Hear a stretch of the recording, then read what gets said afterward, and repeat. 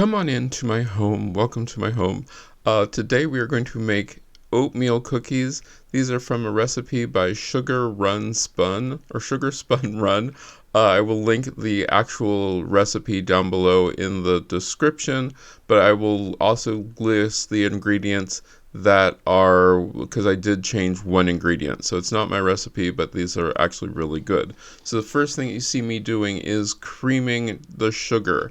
I'm creaming the butter. That is unsalted butter, and I'm just creaming that. All the ingredients are at room temperature. I personally think that that's kind of important for a recipe to come out fairly well. But yeah, all the ingredients are at room temperature. So let's get that butter all mixed in there together. No, do I stick 100% with the same instructions that she gave? Not 100%, but mostly. Then I add, this is raw sugar. I did not use brown sugar. I decided I wanted to go with just raw sugar for this. Then I'm adding a good heavy pinch or two of sea salt, which is another ingredient that she did not use. Then we go back to the normal list of ingredients. You have things like it is cornstarch and baking soda. I like to mix those in with my normal ingredients. Then I added cinnamon, so I mix that in with your flour, and you want to get, it doesn't have to be like the world's greatest, but you can mix it in. Then I'm adding 1 egg at a time to our butter sugar mixture. You want to get that all mixed in there so that way it is combined well. And don't forget to do the nice scrapey, because a lot of people don't do that, and then they have pockets of weird things like butter or things in their batter or cookie dough, and you don't want to have that happen. So the other ingredient that I have here, of course, is vanilla, and I'm using my own homemade vanilla. I'm going to add that in there while the mixer is spinning, which is absolutely fine. I do increase it or speed it up a bit so that way it doesn't take forever.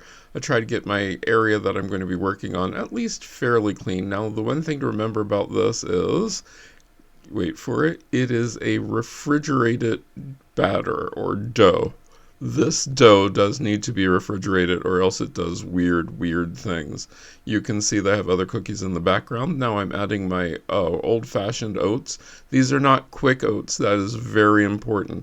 These are old-fashioned oats, or sometimes I heard them called rolled oats.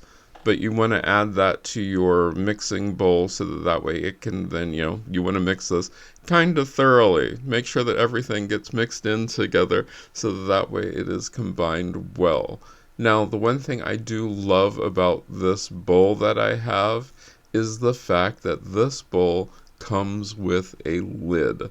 To me, that is very important because then when I have to do things like, refrigerate something, I can refrigerate it right there in the bowl, making sure that it's all taken care of. Now, I can honestly say I liked the sugar in there. I did add a little bit more. I like the cinnamon in there. I did add a little bit more cinnamon than was originally in the recipe. It called for a quarter or 3/4 of a teaspoon. I went to a tablespoon of cinnamon because I definitely like I guess you'd call it spiciness of the cinnamon. But I personally don't think cinnamon's like super duper spicy, but it worked really well, so let's get that in there. And then we can put the whole entire thing into the refrigerator. And you want to refrigerate this for, I think, about an hour.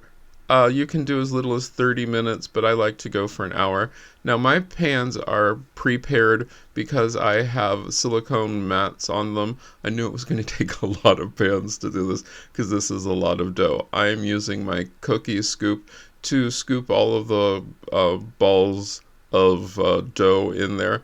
Now, the thing that you can do, I think, you can flatten these if you want, but I did find out that they spread very nicely while they're cooking, so I do not think that flattening them is all that important. Now, I did preheat my oven to 375 degrees, and this is a nice size cookie scoop. I think it's about 2 tablespoons. And I can then put these onto the cookie sheet, give them enough room to spread. That's a big thing, because unless you want to have to, chisel apart your cookies, well, chisel's not the right word, but once again, unless you want to have to like work your cookies apart, you want to give them the room that they need to spread out and enjoy their full life. I'm going to end up doing this in what would I call this? 2 batches? Yeah, so it's 4 trays, 2 batches. Each tray is lined, like I said, with the not parchment, but you could use parchment paper with a silicone mat. I like the silicone mat because I personally just throw mine into the dishwasher after I've wiped it off, so that way it gets all nice and clean and taken care of. So once we are that far along, we then can do we want to make sure that all of your cookies are onto the prepared cookie sheets, because if not, then when it comes to baking them later, you then have to scrape it out, and I don't think that that's really worth it. I would rather have my cookies all ready to go, and then the cookies that you are not cooking at the time, those can go into the refrigerator while you're cooking the other cookies. And by the way, when you cook these, it it says that it takes 10 to 12 minutes to cook it. I found that it took mine about 11 minutes to cook, but I'm jumping ahead there. So yeah, we get our cookies into the oven, and then we make sure that the other cookies are taken care of. So let's get that whole process going pretty quickly now. Wish that doing this went as fast as speeding it up, because that'd be really really nice if we had a fast button for every time we do these sort of things. Yeah, I even had to break out the my not so favorite cookie pan or cookie sheet simply because I ran out of room, didn't have enough space. But once the cookies have baked for about 10 to 12 minutes, then they can come out of the oven, and that's when I do something that a lot of people don't. I let my cookies cool for about 2 minutes before I even consider attempting to take them off the tray. Because if you don't let them cool for that long, you'll find that your cookies will, what's the word I should use? Maybe distort while you're trying to take them off. So no, you don't want that.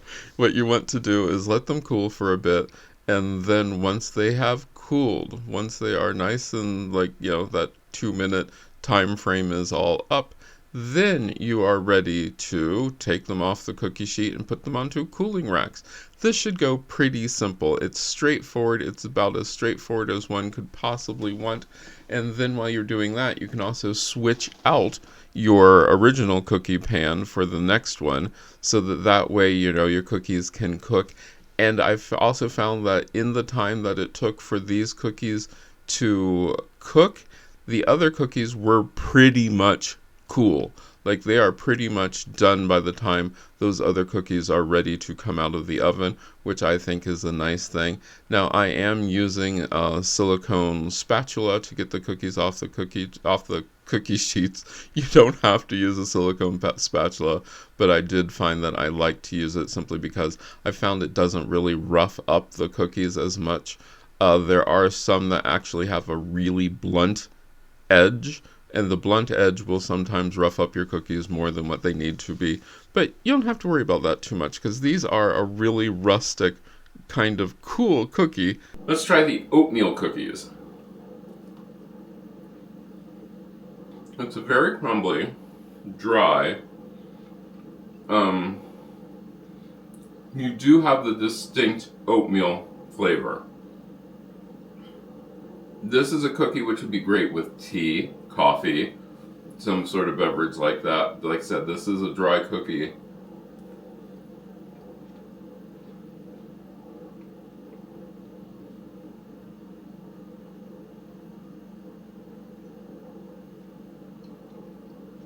It's good. It does have some spice to it. You can taste a little hint of cinnamon. But yeah, I like it. I would highly recommend this, and you'll see me eating these on my staycation. At this time, I'd like to thank these wonderful people who are part of my Patreon and part of my channel members. They really help keep this channel going.